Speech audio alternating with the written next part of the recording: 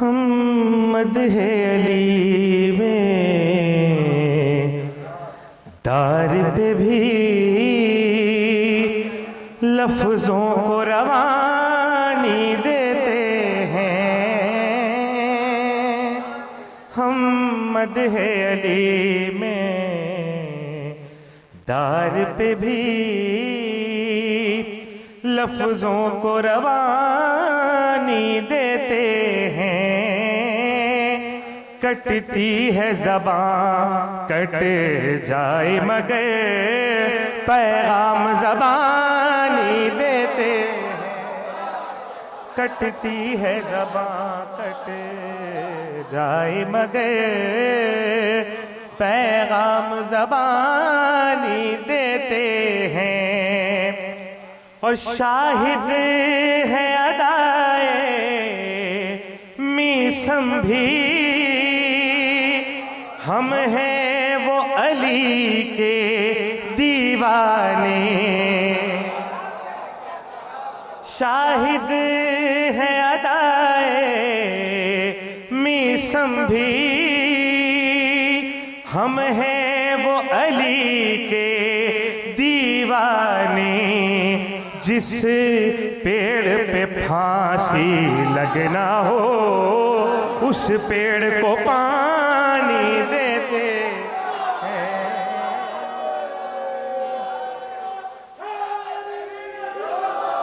شاہد ہے ادائے میسم بھی ہم ہیں وہ علی کے دیوانے.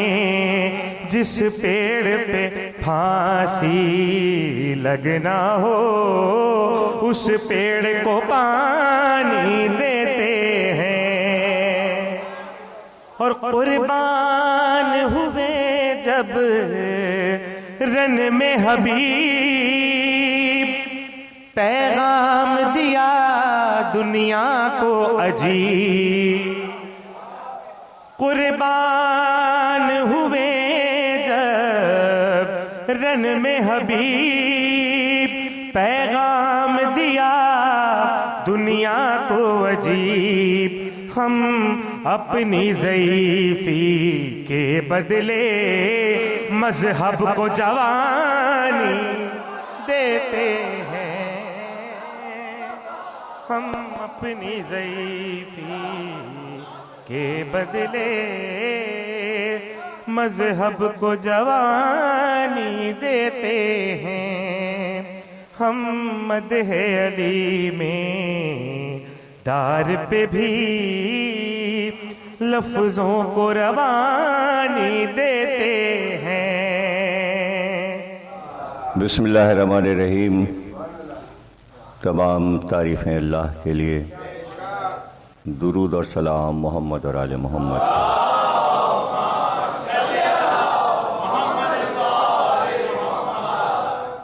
1432 ہجری کے شہ محرم کی 9ویں تقریر شب عاشور آپ حضرات میٹرو ٹی وی کی جانب سے سماعت فرما رہے ہیں. ہم نے گفتگو مسلسل اس موضوع پر کی کہ علم زندگی ہے. علم روشنی ہے. انسان علم سے بے بہرا نہ رہے. مسلسل آسمان سے جو کتابیں اتریں وہ اس بات کی دلیل ہے کہ اللہ نے یہ چاہا کہ انسانیت جاہل نہ رہے.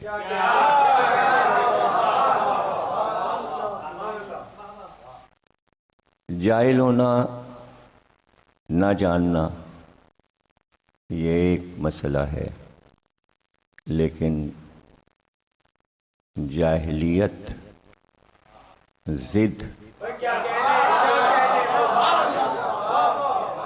یہ سب سے بڑا کفر ہے.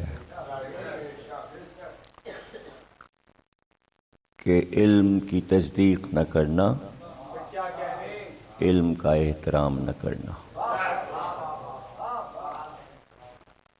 ایک ایسے محور پر سلسلہ نبوت رک رہا تھا کہ جہاں اللہ نے اعلان کیا کہ اب اس کے بعد کوئی نبی نہیں آئے گا،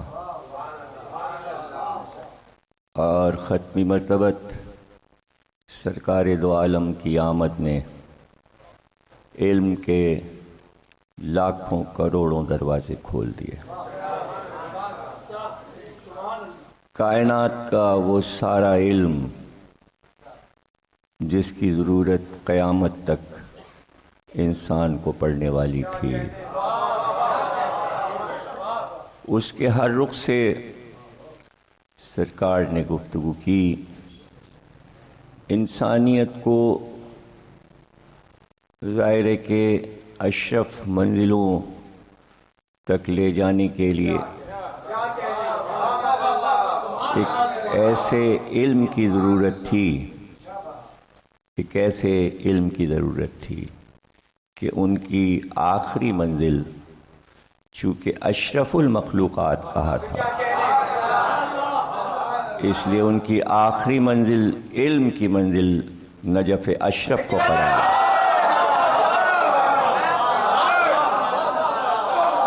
اشرف کے لیے اشرف علم کا انتخاب کیا۔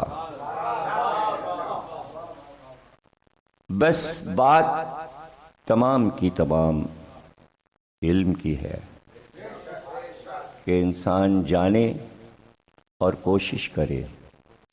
اللہ نے علم اتارا آسمان سے وحی کی صورت میں، لیکن مسلسل یہ تقاضا کیا انسانوں سے کہ ہم نے تمہیں عقل عطا کی ہے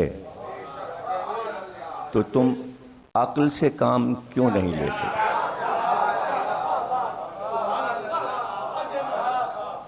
عقل کا استعمال کیوں نہیں کرتے؟ یہ تقاضا پروردگار کا انسانوں سے کہ عقل سے کام لو، اور عقل سے کام کیوں نہیں لیتے، یہ اس بات کی دلیل ہے کہ انسان عقل کے استعمال میں کنجوس واقع ہوا۔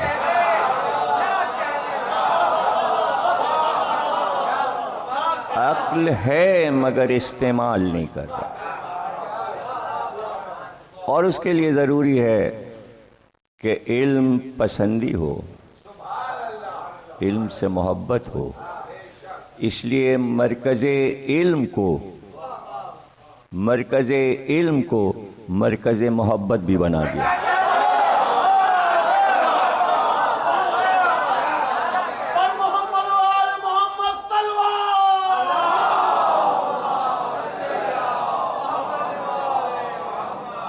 محبت کے بغیر علم نہیں آتا، علم سے محبت کرنا پڑتی ہے۔ غصے اور ضد میں علم نہیں آتا۔ نرمی، خوش اخلاقی اور محبت جہاں ہوگی وہاں علم آئے گا۔ نہیں سیکھ سکا، نہیں تعلیم حاصل کر سکا کوئی انسان اگر، تو اس کے لیے یہ ہے کہ عالم سے محبت کرے،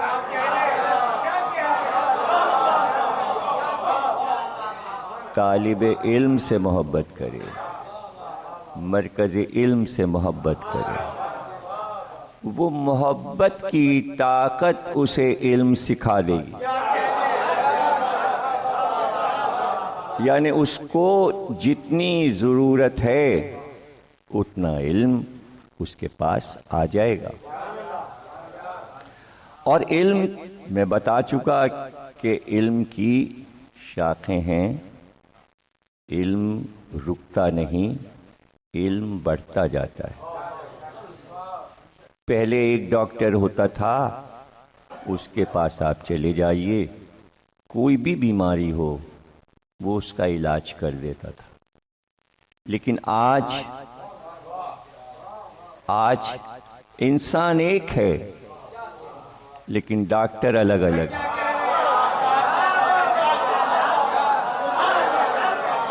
یہ علم کی وسعت ہے کہ اگر آنکھیں ٹیسٹ کرانا ہے تو آنکھوں والے ڈاکٹر کے پاس جائیے، کان کا کوئی مسئلہ ہے تو کان والے ڈاکٹر کے پاس جائیے، ہڈی کا مسئلہ ہے تو ہڈی والے ڈاکٹر کے پاس جائیے، پورا سینہ، صدر، اندر کے تمام قیمتی اعضائے رئیسہ، دل، پھیپھڑا، پسلیاں، جگر، سب الگ الگ۔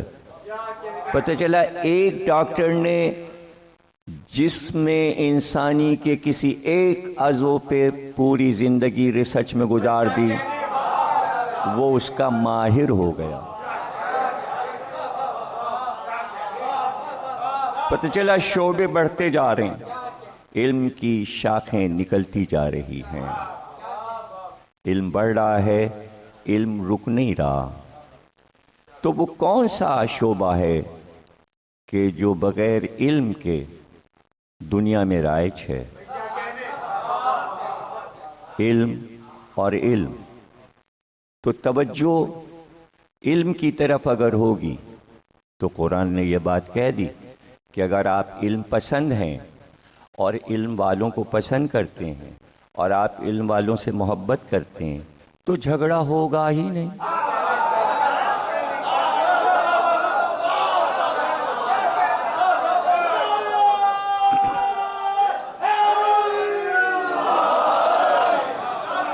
شر ہوگا نہیں، فساد ہوگا نہیں۔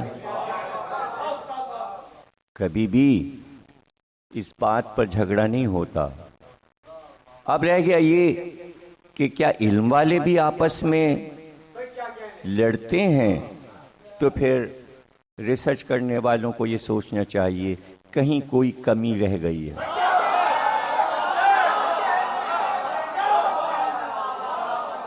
جس طرح کشف کرنا چاہیے تھا، جس طرح جذب کرنا چاہیے تھا، جن اصولوں کے ساتھ سیکھنا چاہیے تھا، کہیں کچھ اصولوں کو ترک کیا ہے، اور اس کی وجہ سے ایسا ہوا ہے کہ علم ہونے کے باوجود علم کے خلاف کام ہو رہا ہے۔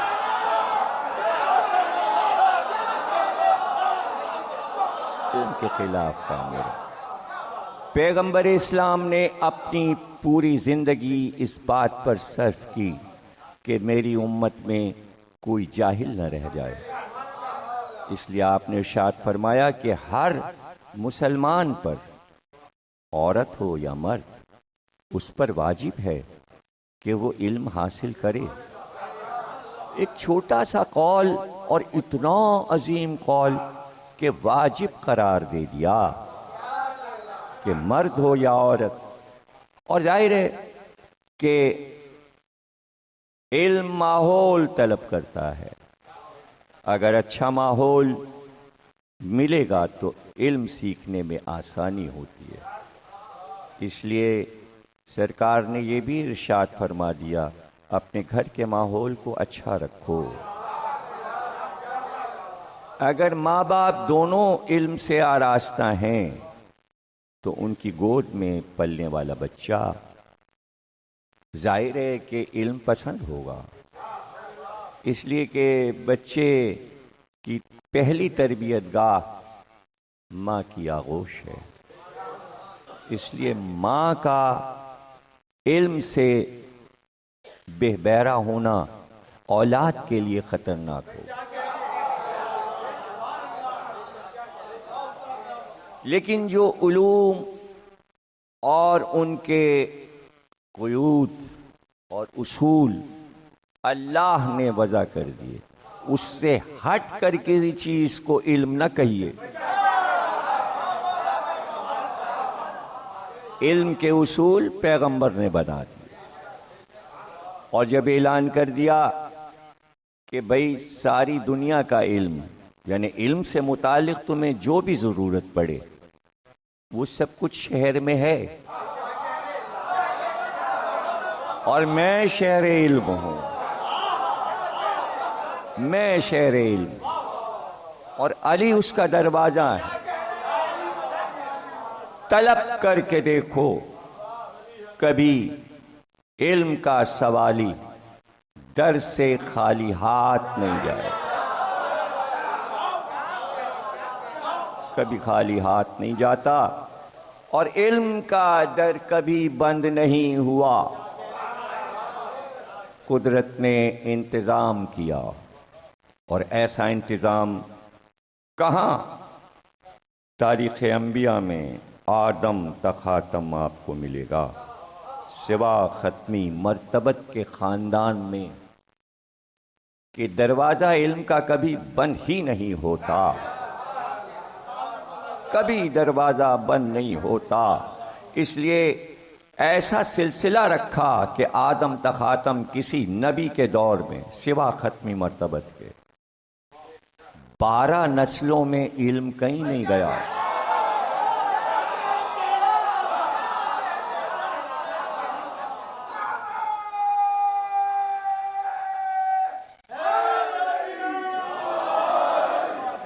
موسیٰ کا علم حضرت موسیٰ پر ہی ختم ہو گیا، حضرت عیسیٰ کا علم حضرت عیسیٰ پر ختم ہو گیا، لیکن چونکہ حبیب کہا تھا آخری نبی کو، اور شہر علم کہا تھا اللہ نے اپنے آخری نبی کو، اس لیے اگر علم کا دروازہ بند کر دیتا تو انسانوں کے لیے بہانہ ہو جاتا، بتانے والا نہیں تھا، سکھانے والا نہیں، شہر محدود ہو جاتا اگر نبی کے بعد 12 امام نہ آتے۔ شہر کی وسعتیں بتائیں، اور پھر 12 کے 12 ارشاد فرما دیا، یہ 12 علم میں برابر ہیں، کسی کا علم زیادہ ہے نہ کسی کا علم کم ہے، اور یہ بھی بتا دیا کہ قول میں تضاد نہیں ہے، ایک ہی بات سب کہیں گے، علم میں تضاد نہیں ہے۔ وہی 12 دری تھی علم کی جس سے شہر علم سجا تھا،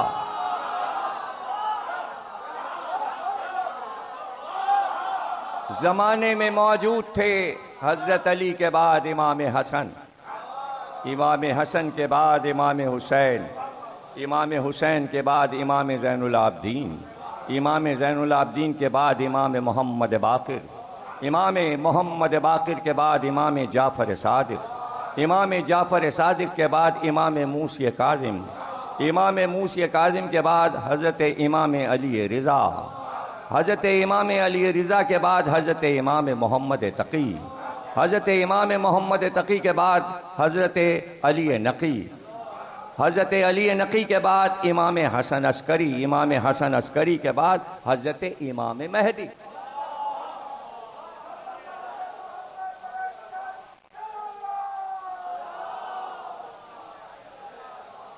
دیکھیے یہ علم اتنا تھا کہ نسلوں میں گیا، اور آج ہم اولیاء کے مزاروں کو جو دیکھتے ہیں اور وہاں سے جو علم بٹا اور جو توحید کا پیغام چلا اور جو اسلام کی تبلیغ ہوئی، یہ انہی 12 سے علم لے کر اپنے آپ کو ہر ایک ولی کہلوا رہا ہے،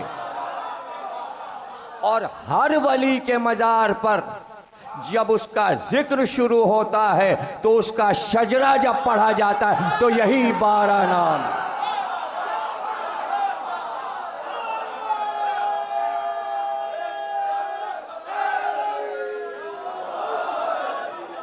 علم کا شجرہ شجرہ طیبہ ہے، شجرہ طیبہ علم کے شجرے کو کہتے ہیں، یعنی علم کا سفر، علم کا سفر۔ سرکار یہ چاہتے تھے.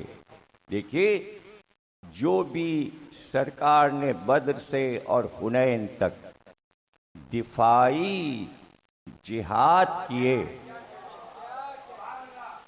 دفاع یعنی حملہ ہوا اسلام پر تو اپنا دفاع کیا، کسی پر حملہ نہیں کیا. تو اسے الگ رکھیے. وسعت جو پھیل رہی ہے اور چھائی جا رہی ہے رحمت پروردگار کی کائنات پر، وہ ان لڑائیوں سے نہیں پھیل رہی ہے. یہ علم کی روشنی تھی جو پھیلتی گئی اور لوگوں نے قبول کیا. علم ہی علم. اور جب علم میں زندگی نظر آئی، انسان نے جب جینا چاہا اور سانس لینا چاہا، تو ختمی مرتبت کے علم میں اس کو پناہ نظر آئی. اگر میں بتانا شروع کروں کہ کتنے ختمی مرتبت کے بتائے ہوئے فائدے مند اصول دیگر مذاہب نے اپنے آپ میں سمو لیے، اس لیے کہ وہ جانتے تھے کہ یہ چیز ہمارے یہاں موجود نہیں تھی، ہمارے یہاں موجود نہیں تھی، اس لیے ہم اسے اپنا لیں. لفظ لیے، چیزیں لیں، اصول لیے، اور وہ اصول ان کے کام آئے. اور آج اگر دنیا میں آپ دیکھ رہے ہیں کہ کہیں انسانیت پائی جاتی ہے تو یہ ختمی مرتبت کی آمد کا صدقہ ہے.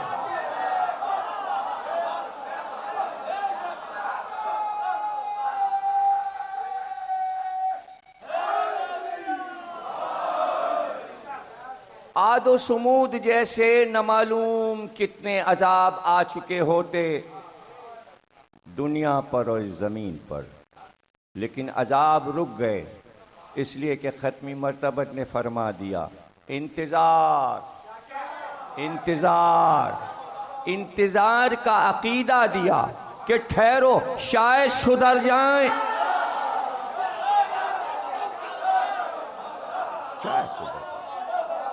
شاید علم کی طرف مائل ہو جائیں، شاید باب مدینۃ العلم کی چوکھٹ پہ سر جھکا دیں، ہو سکتا ہے علم پسند ہو جائیں. وہ لڑائیاں بھی جسے بدر و احد و خندق و خیبر و حنین کہتے ہیں، وہ علم کی لڑائیاں تھیں، وہ اصولوں کی لڑائیاں تھیں، وہ سکھانے کے لیے تھیں کہ اگر میدان جنگ آ ہی جائے تو اس طرح جنگ کرنا جیسے ہم نے کی ہے.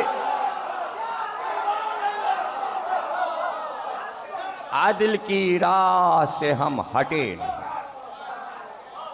ہم نے ظلم کے لیے جہاد نہیں کیا، بلکہ ہم نے جنگ شروع ہونے سے پہلے یہ اعلان کر دیا کہ ہمارے لشکر کے سپاہی مخالف دشمن کا پانی بند نہیں کریں گے. ختمی مرتبت کے جہاد میں یہ اصول نمبر اول ہے کہ دشمن کا پانی بند نہیں ہوگا، دشمن کی عورتوں اور بچوں پہ ظلم نہیں ہوگا، دشمن کے جانوروں پہ ظلم نہیں ہوگا، دشمن کی زمینوں پر جہاں زراعت ہے، کھیت ہیں اور باغات ہیں، اس پر گھوڑے نہیں دوڑائے جائیں گے. تو ایک جہاد نے کائنات کی کتنی چیزوں کو محفوظ کیا. یا آپ یہ دیکھ رہے ہیں کہ قتل عام ہو رہا ہے؟ نہیں، وہ قتال نہیں تھا، وہ قتال نہیں تھا، وہ اصول تھے. قیدی اگر آ بھی گئے تو کبھی بازو نہیں باندھے گئے، گلے میں رسی نہیں باندھی گئی. قیدیوں کو بلا کر کہہ دیا کائنات میں اگر کسی نے یہ آئین میں رکھا ہو تو مجھے بتائیے گا۔ ختمی مرتبت نے کہا جو قیدی آئے ہیں اگر وہ پڑھنا اور لکھنا جانتے ہیں تو وہ آزاد ہیں، وہ بچوں کو لکھنا پڑھنا سکھائیں۔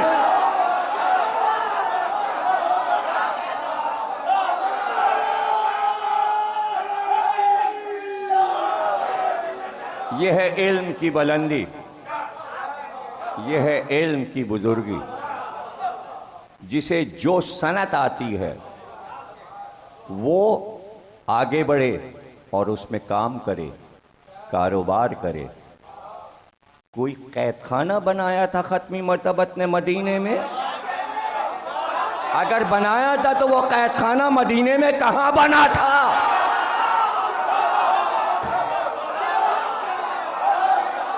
کوئی سیاسی قید خانہ تھا جس میں کافروں کو قید کر کے باندھ کر رکھا جاتا تھا؟ ہمیں تو مدینے میں کوئی قید خانہ نہیں ملتا۔ اللہ عادل ہے، اللہ کسی پہ ظلم نہیں کرتا۔ دنیا میں جہاں کہیں بھی ظلم ہو رہا ہے وہ اللہ کی طرف سے نہیں ہے۔ واقعہ کربلا ظلم تھا۔ واقعہ کربلا میں حسین اور ان کے بچوں پر ظلم ہوا تھا۔ یہ ظلم اللہ کی طرف سے نہیں تھا، اس لیے کہ جو حاکم تھا اس وقت کا، جس کے حکم سے یہ ظلم ہوا تھا، وہ اللہ کا بنایا ہوا نہیں۔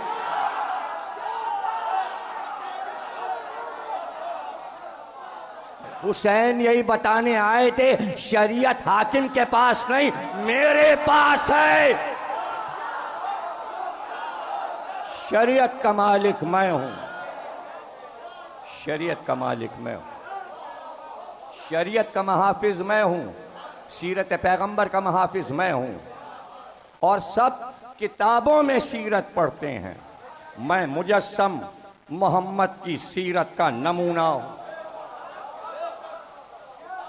آپ بتائیے اگر آپ علم رکھتے ہیں تو جو کچھ حیات طیبہ میں، سیرت طیبہ میں نبی میں موجود تھا وہ سب حسین میں تھا یا نہیں تھا؟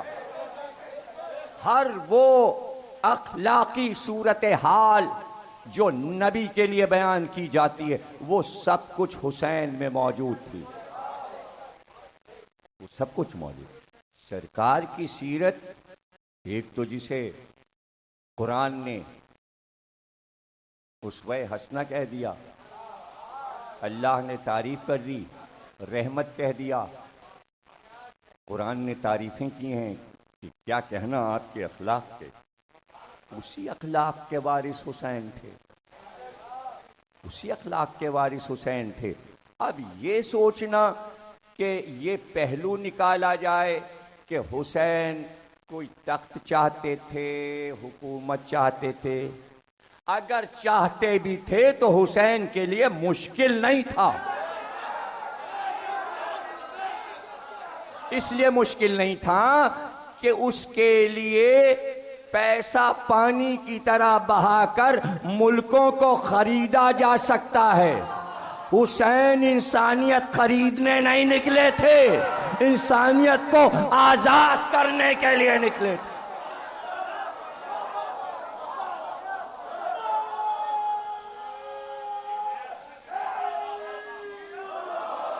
حریت پسندی سکھانے آئے تھے، اور اگر نہ اٹھتے حسین تو ایک پیغام اندھیرے میں رہ جاتا اور قیامت تک کے لیے انسانیت اندھیرے میں رہ جاتی کہ اس رخ سے علم کے کتنے پہلو ہیں۔ امام حسین نے علم کے ہر پہلو کو اپنی سیرت سے سمجھایا،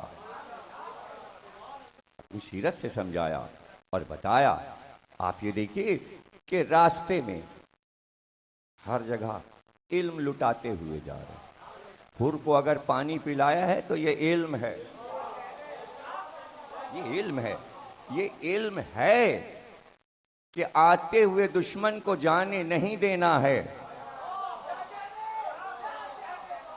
وہی حر جو راستہ گھیرے ہوئے ہے आशूर को आया तो गले लगा लिया। गोया हुसैन ने ये बात कायनात को समझाई, इंसानों से नफरत ना करो, इंसानों में जो बुराई है उससे नफरत करो, बुराई छोड़ दें तो गले लगा लो। अगर ऐसा ना हो तो आप सारी इंसानियत को गले कैसे लगा सकते हैं? आज आप जब बात करते हैं काफिरों और मुशरिकों की, और जब आप बहैसियत मुसलमान उनके ऐब बयान करते हैं, तो बहैसियत इंसान वो बुरे नहीं। भाई वही दो आंखें आपकी भी हैं और उनकी भी हैं, उसी तरह वो भी खाते पीते चलते हैं जैसे आप हैं, तो इंसान आप जैसे इंसान। लेकिन उन्होंने जो चीज अपनाई हुई है वो आपकी पसंदीदा नहीं है। जिस दिन वो छोड़ देंगे वो आप जैसे हो जाएंगे। अब भाई अरब के सारे काफिर इंसान थे, बुत परस्ती छोड़ी, नबी ने गले लगा लिया। अरे किस बात पे गले लगाया? इसलिए इमाम महदी को रखा कि सारी इंसानियत कुफ्र और शिर्क को जब छोड़ देगी तो महदी गले लगाए।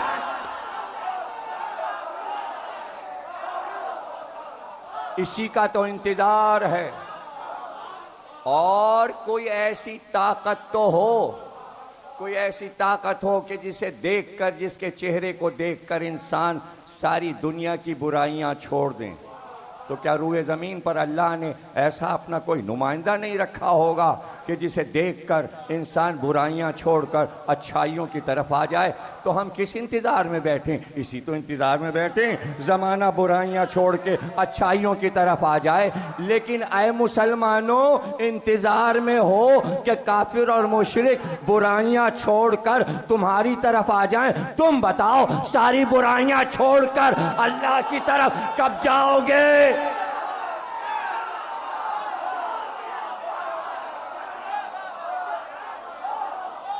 वो तो तुम्हारी तरफ आएंगे बुराइयां छोड़कर, कुफ्र छोड़कर, शिर्क छोड़कर, तो तुम उन्हें गले लगा लोगे।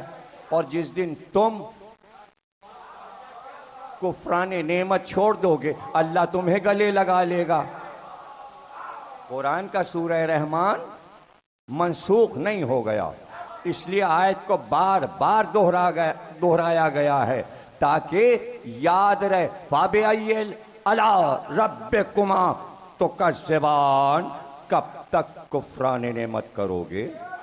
तो आज भी कुरान पुकार रहा है, कब तक कुफ्राने नेमत करोगे? तो क्या सिर्फ काफिरों और मुशरिकों से अल्लाह पूछ रहा है? नेमत को कहां कहां छोड़ा? नेमत को छोड़ा है तो आज रास्ता नहीं मिल रहा। अरे गदीर भी नेमत थी।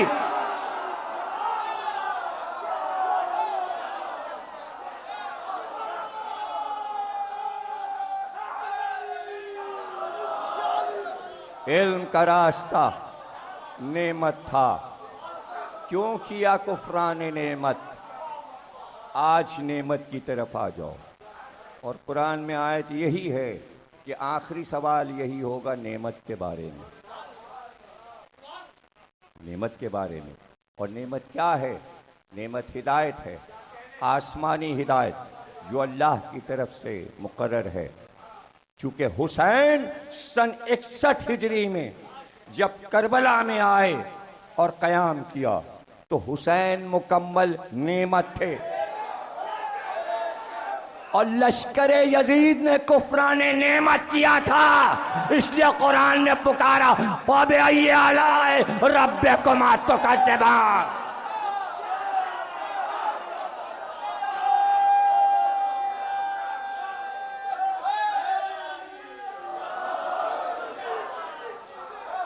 फ़बिअय्यि आलाइ रब्बिकुमा तुकज़्ज़िबान।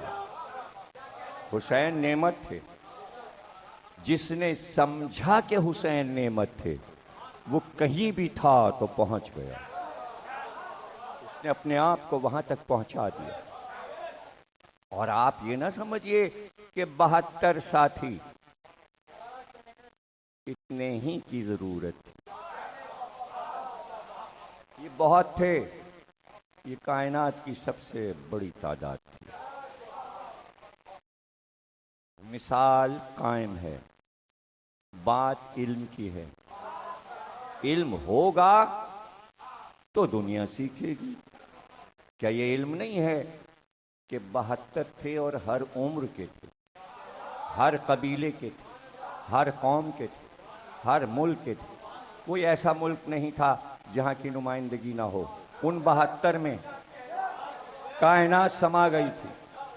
اور اگر علم ہے تو صرف اتنا پتہ لگانا ہے کہ ان 72 کو تاریخ نے دیکھا تھا, مورخ نے دیکھا تھا, ان کے بارے میں لکھا, لیکن کوئی مورخ ایک چھوٹی سی غلطی, خامی ان 72 میں نہ دکھا سکی. کیا کائنات کا یہ سب سے بڑا علم نہیں ہے کہ 72 ایسے انسان ایک جگہ جمع ہوئے تھے جو معصوم جیسے تھے؟ نام سب کے موجود. کبھی کبھی ہم کہہ دیتے ہیں کہ کسی کا ماضی اچھا نہیں ہے, حال اچھا ہو جاتا ہے. عجیب تھے یہ حسین کے ساتھی, جن کا ماضی بھی پاکیزہ تھا, حال بھی پاکیزہ تھا, اور مستقبل تو اتنا پاکیزہ ہے کہ منبر سے ذکر ہوتا ہے. آسمانوں کے ذکر میں ان کا ذکر ہوتا ہے. آج وہ تمام امت کے لیے مثالی نمونہ ہے. بچوں نے اپنی جگہ, جوانوں نے اپنی جگہ مثالیں قائم کر دیں. عورتوں نے اپنی جگہ, ماؤں نے اپنی جگہ. واقعہ ایک ہے, کہنے کو لوگ کہتے ہیں چھوٹا سا واقعہ ہے, بڑھا کے 10 دن پہ آپ پھیلا دیتے ہیں. 10 دن تو ناکافی ہیں. 10 کروڑ برس بھی دنیا کو گزر جائیں گے, دنیا چھوٹی ہو جائے گی, واقعہ کربلا بڑا ہوتا جائے گا. واقعہ کربلا بڑا ہوتا جائے گا, اس لیے کہ انسانیت کے لیے ایک مثال, ایک واقعہ ہے, لیکن دنیا کی مائیں بھی سیکھیں. دنیا کی مائیں بھی سیکھیں, باپ بھی سیکھیں, بزرگ بھی سیکھیں, جوان بھی سیکھیں, بچے بھی سیکھیں. سیکھنے کی اتنی زیادہ علمی شاخیں ہیں کہ آپ اپناتے جائیں اور صرف کر دیں اس پر کہ کیا کیا واقعہ کربلا نے دنیا کو دیا. جنہیں فائدہ اٹھانا ہے وہ واقع کربلا سے فائدہ اٹھا رہے. رہ گیا یہ کہ یاد کیوں منائی جائے. جب تک آپ یاد نہیں منائیں گے تب تک آپ کو کچھ یاد نہیں رہے گا. علم کا تعلق یادداشت سے ہے, حافظے سے ہے. جس چیز کو بھلا دیا نسیان ہو گیا. ارے غدیر بھول گئے تو بھول گئے. تو واقع کربلا تو یاد رکھو,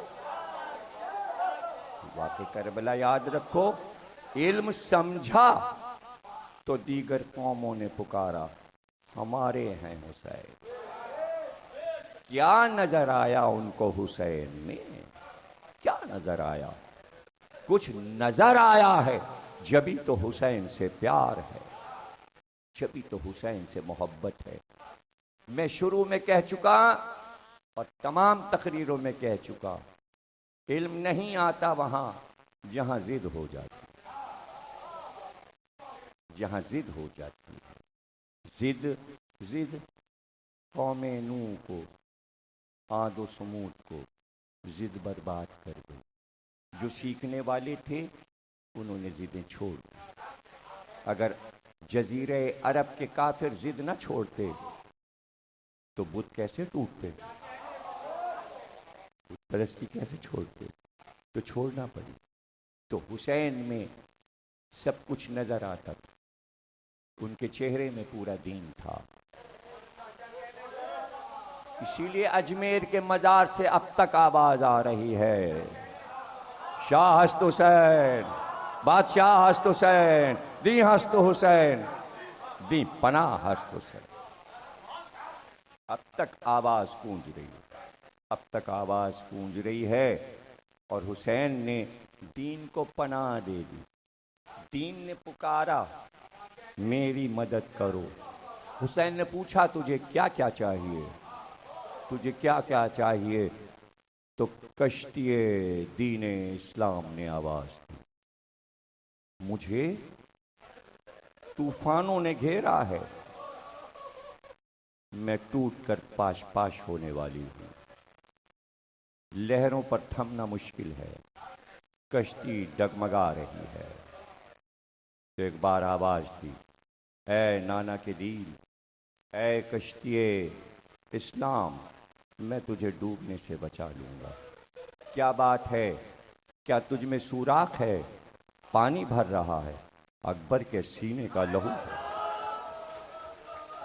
میں قاسم کی لاش کے ٹکڑے دے کر تجھے پاش پاش ہونے سے بچا لوں گا۔ علی اصغر کا گلا تجھے لہروں پہ ابھارے گا، اور اگر تیرے پتوار ٹوٹ گئے تو عباس کے ہاتھوں کو تیرے پتوار بنا دیے جائیں گے، اور اگر منزل پر جانے کے لیے تجھے بادبان کی ضرورت ہے تو زینب کی چادر لٹ رہی ہے، اور نانا کے دین کا بادبان بن رہا ہے۔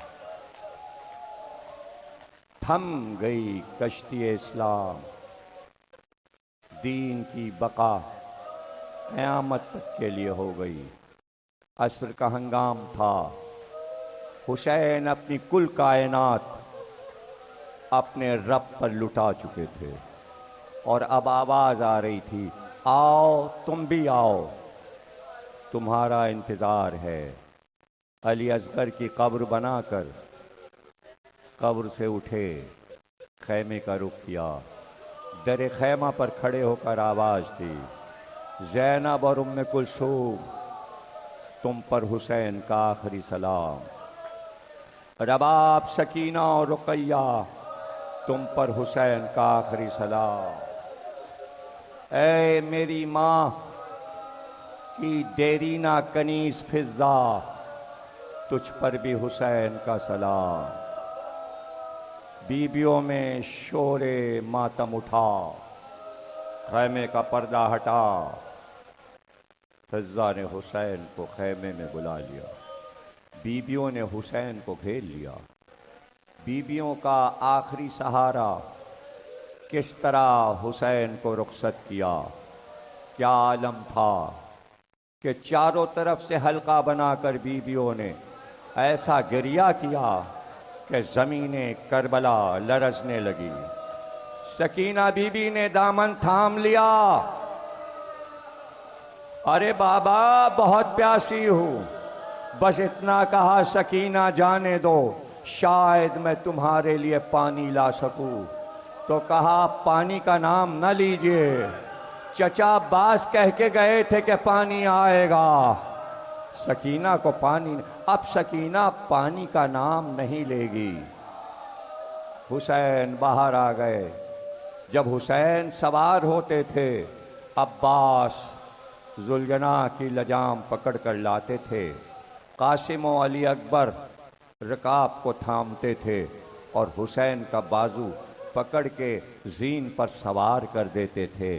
اب جو حسین باہر آئے، دائیں جانب دیکھا، بائیں جانب دیکھا، بس اتنا کہا، ارے ہے کوئی میری سواری کا گھوڑا لانے والا؟ مگر کوئی آواز نہ آئی۔ یہ حسین کی تنہا آواز تھی کہ خیمے کا پردہ الٹ کر دو بیبیاں باہر نکلیں، ایک حضرت زینب، ایک حضرت ام کلثوم، سیاہ نقاب اور برقعے میں۔ ایک بہن نے لجام کو تھاما، ایک نے رکاب کو تھاما، اور کہا بھائیا آج بہنیں سوار۔ حسین کی سواری رن کو چلی، حسین کی سواری رن کو چلی، پہلے حجت کو تمام کیا، سمجھایا کیا کرتے ہو، اب تو گھر بھی نہ رہا تھا، سب مارے گئے، لیکن پھر بھی یہ چاہتے تھے کہ اب بھی اگر راہ راست پر آ جائیں، اب بھی اگر بات کو سمجھ لیں، مگر جواب میں تیر آئے، پتھر آئے۔ اب تو اس نے معبود تھا، باپ کی تلوار ذوالفقار کو نکالا جو احد میں چمکی تھی، جو خیبر و خندق میں چلی تھی۔ اب جو حسین نے ذوالفقار کو کھینچا تو لشکر بھاگتا ہوا نظر آیا، علی کا شیر جنگ کر رہا تھا۔ لکھا تاریخ عرب میں کہ اولین و آخرین میں ایسی جنگ نہیں ہوئی۔ حسین نے چاہا کہ بتا دیں مجبور نہیں ہوں، لاچار بنا کر نہیں مارا گیا، اگر چاہتا تو فتوحات کر کے دکھاتا، مگر یہ کہہ کر تلوار رکھی جس کا جوان بیٹا نہ رہا، اب وہ جی کر کیا کرے، جس کا 32 برس کا بھائی نہ رہا، اب وہ جی کر کیا کرے۔ تلوار نے عام میں رکھی اور آسمان کو دیکھا، یہ عصر کا ہنگام تھا، کمر کو باندھ لیا مضبوط، سجدہ آخر کا وقت آ رہا تھا۔ کوشش تھی لشکر کی حسین کو گھوڑے سے گرا دیا جائے، نیزوں پر نیزے چلے، تیروں پر تیر چلے، فاطمہ کا لال ذوالجناح پہ ڈگمگانے لگا۔ ایک بار گھوڑے کی گردن میں دونوں ہاتھوں کو ڈال کر ہرنے پہ سر رکھ دیا، حسین ڈگمگا رہے تھے، چاروں طرف انبیاء کی آوازیں تھی، پروردگار اگر حسین گھوڑے سے گر گئے تو کیا ہوگا؟ فرشتوں نے آواز دی ہم سنبھالیں، حسین نے منع کر دیا، انبیاء نے آواز دی ہم سنبھالیں، حسین نے منع کر، مگر جنگل سے ایک آواز آئی، حسین فاطمہ آئے، اور تمہیں اب حسین چپ ہو گئے، اور ایک بات حسین گھوڑے سے زمین پر آئے، دیوار کعبہ بیٹھ گئی، عرش گر پڑا، یہ عرش عظیم گرا تھا۔ امام مہدی نے فرمایا یہ حسین گھوڑے سے نہیں گرے تھے، یہ قرآن کے اوراق کو پارا پارا کیا گیا تھا، یہ شریعت کو معطل کیا گیا تھا، نمازوں اور روزوں پر وار ہوا تھا، یہ شریعت محمدی پر وار تھا۔ زمین کربلا ہلنے لگی اور ایک بار جنگل سے آواز آئی، زینب نکل، حسین تڑپتا ہے خاک پر۔ وہ ذوالجناح تھا جو حسین کے گرد طواف کر رہا تھا، اور اس وقت جب شمر اپنے خنجر کو تیز کر رہا تھا اور چاروں طرف سے حسین پر وار ہو رہے، زینب خیمے کا پردہ الٹ کر، اے ناخی، ارے میرا بھائی کس طرف آئے، میرا بھائی، میرا بھائی کہاں ہے؟ زینب پکارتی چلی، ارے زینب خیمے سے نکلی تھی، اس لیے آفتاب نے گہن میں چہرہ چھپا لیا، اندھیرا ہو گیا، سیاندھی اٹھی تاکہ کوئی بیبیوں کو دیکھ نہ سکے، سیدانیاں پکار رہی تھی، حسین حسین، ارے ابھی تو بھائی کو پکار رہی تھی کہ اچانک خیمے جلنے لگے، شعلے اٹھنے لگے، لشکر دوڑنے لگے، ارے چادریں لٹنے لگی، سکینہ کے گوار لٹ گئے۔ ابھی تو بیبیاں پکار رہی تھی، حسین حسین، ایک بار بیبیوں نے پکارا، عباس عباس عباس۔ شروع میں کہہ چکا اور تمام تقریروں میں کہہ چکا، علم نہیں آتا وہاں جہاں ضد ہو جاتی، جہاں ضد ہو جاتی ہے، ضد قوم نوح کو، عاد و سمود کو ضد برباد کر گئی. جو سیکھنے والے تھے انہوں نے ضدیں چھوڑ دی. اگر جزیرہ عرب کے کافر ضد نہ چھوڑتے تو بت کیسے ٹوٹتے؟ بت پرستی کیسے چھوڑتے؟ تو چھوڑنا پڑی. تو حسین میں سب کچھ نظر آتا تھا.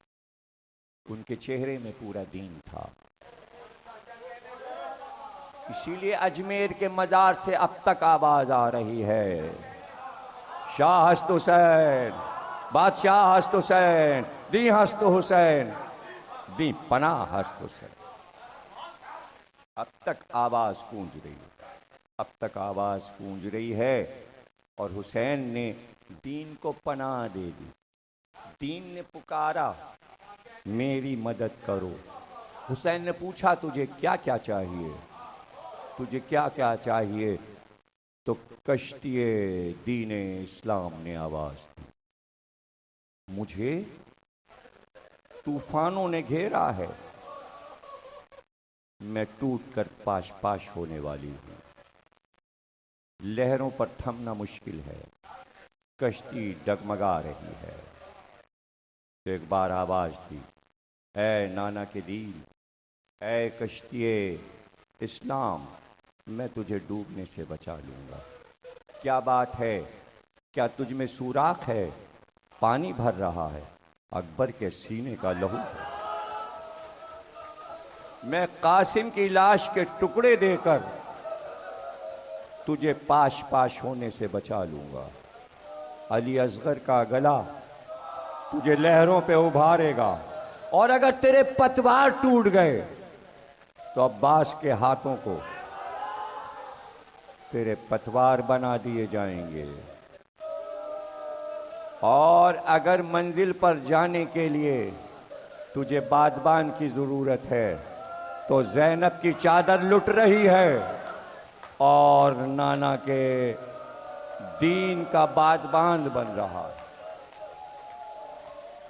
تھم گئی کشتی اسلام، دین کی بقا قیامت تک کے لیے ہو گئی. عصر کا ہنگام تھا. حسین اپنی کل کائنات اپنے رب پر لٹا چکے تھے اور اب آواز آ رہی تھی، آؤ تم بھی آؤ، تمہارا انتظار ہے.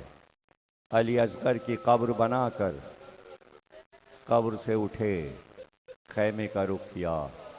در خیمہ پر کھڑے ہو کر آواز دی، زینب اور ام کلثوم، تم پر حسین کا آخری سلام. رباب، سکینہ اور رقیہ، تم پر حسین کا آخری سلام. اے میری ماں کی دیرینہ کنیز فضہ، تجھ پر بھی حسین کا سلام. بیبیوں میں شور ماتم اٹھا، خیمے کا پردہ ہٹا. فضہ نے حسین کو خیمے میں بلا لیا، بیبیوں نے حسین کو گھیر لیا. بیبیوں کا آخری سہارا کس طرح حسین کو رخصت کیا. کیا عالم تھا کہ چاروں طرف سے حلقہ بنا کر بیبیوں نے ایسا گریہ کیا کہ زمین کربلا لرزنے لگی. سکینہ بی بی نے دامن تھام لیا، ارے بابا بہت پیاسی ہوں، بس اتنا کہا سکینہ جانے دو، شاید میں تمہارے لیے پانی لا سکوں. تو کہا پانی کا نام نہ لیجئے، چچا عباس کہہ کے گئے تھے کہ پانی آئے گا. سکینہ کو پانی، اب سکینہ پانی کا نام نہیں لے گی. حسین باہر آ گئے. جب حسین سوار ہوتے تھے، عباس ذوالجناح کی لجام پکڑ کر لاتے تھے. قاسم و علی اکبر رکاب کو تھامتے تھے اور حسین کا بازو پکڑ کے زین پر سوار کر دیتے تھے. اب جو حسین باہر آئے، دائیں جانب دیکھا، بائیں جانب دیکھا، بس اتنا کہا، ارے ہے کوئی میری سواری کا گھوڑا لانے والا؟ مگر کوئی آواز نہ آئی. یہ حسین کی تنہا آواز تھی کہ خیمے کا پردہ الٹ کر دو بیویاں باہر نکلیں، ایک حضرت زینب، ایک حضرت ام کلثوم، سیاہ نقاب اور برقعے میں۔ ایک بہن نے لجام کو تھاما، ایک نے رکاب کو تھاما اور کہا بھائیا آج بہنیں سوار۔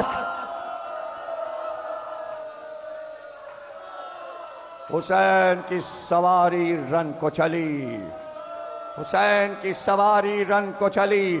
پہلے حجت کو تمام کیا، سمجھایا کیا کرتے ہو، اب تو گھر بھی نہ رہا تھا، سب مارے گئے، لیکن پھر بھی یہ چاہتے تھے کہ اب بھی اگر راہ راست پر آ جائیں، اب بھی اگر بات کو سمجھ لیں، مگر جواب میں تیر آئے، پتھر آئے۔ اب تو اس نے معبود تھا، باپ کی تلوار ذوالفقار کو نکالا جو احد میں چمکی تھی، جو خیبر و خندق میں چلی تھی۔ اب جو حسین نے ذوالفقار کو کھینچا تو لشکر بھاگتا ہوا نظر آیا، علی کا شیر جنگ کر رہا تھا۔ لکھا تاریخ عرب میں کہ اولین و آخرین میں ایسی جنگ نہیں ہوئی۔ حسین نے چاہا کہ بتا دیں مجبور نہیں ہوں، لاچار بنا کر نہیں مارا گیا، اگر چاہتا تو فتوحات کر کے دکھاتا، مگر یہ کہہ کر تلوار رکھی جس کا جوان بیٹا نہ رہا، اب وہ جی کر کیا کرے، جس کا 32 برس کا بھائی نہ رہا، اب وہ جی کر کیا کرے۔ تلوار نے عام میں رکھی اور آسمان کو دیکھا، یہ عصر کا ہنگام تھا، کمر کو باندھ لیا مضبوط، سجدہ آخر کا وقت آ رہا تھا۔ کوشش تھی لشکر کی حسین کو گھوڑے سے گرا دیا جائے، نیزوں پر نیزے چلے، تیروں پر تیر چلے، فاطمہ کا لال ذوالجناح پہ ڈگمگانے لگا۔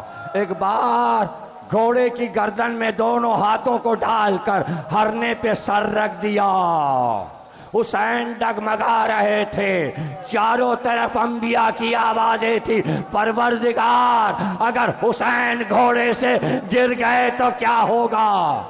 فرشتوں نے آواز دی ہم سنبھالیں، حسین نے منع کر دیا، انبیاء نے آواز دی ہم سنبھالیں، حسین نے منع کر، مگر جنگل سے ایک آواز آئی حسین فاطمہ آئے، اور تمہیں اب حسین چپ ہو گئے، اور ایک بار حسین گھوڑے سے زمین پر آئے، دیوار کعبہ بیٹھ گئی، عرش گر پڑا، یہ عرش عظیم گرا تھا۔ امام مہدی نے فرمایا یہ حسین گھوڑے سے نہیں گرے تھے، یہ قرآن کے اوراق کو پارا پارا کیا گیا تھا، یہ شریعت کو معطل کیا گیا تھا، نمازوں اور روزوں پر وار ہوا تھا، یہ شریعت محمدی پر وار تھا۔ زمین کربلا ہلنے لگی اور ایک بار جنگل سے آواز آئی زینب نکل، حسین تڑپتا ہے خاک پر۔